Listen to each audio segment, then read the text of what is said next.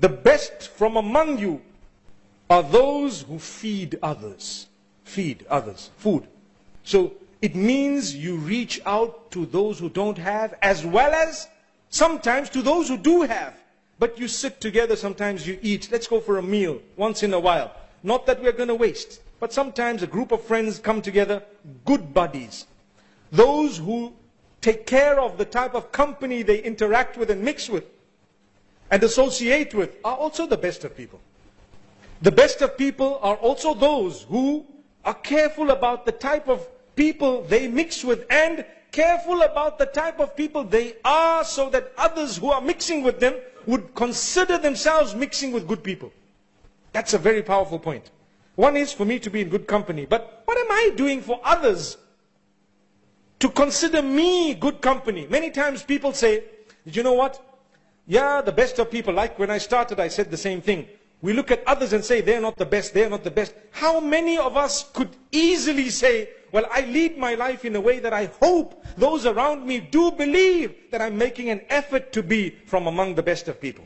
Do you lead your life in that way? If not, you need correction. And if you are, it's a constant improvement. Constant improvement we require. So feeding food, which means reaching out to those who are poor, looking for them, searching for them, hunting for them, making sure we give them. And don't just give throwaways to them. Sometimes we give things that we wouldn't eat ourselves. And we say, well, they're hungry, they'll have it. No. Something reasonable, something decent, something packed in a good way. They would take it from you and smile. Wow. I remember a beggar in Makkatul Mukarramah.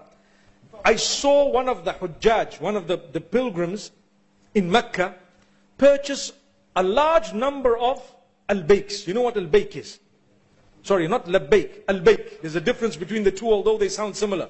MashaAllah. Al-bake is a restaurant there in Mecca, in that part of the world. So he must have liked the food there. He purchased so many and he decided to distribute it among those who are considered, you know, the cleaners and the others.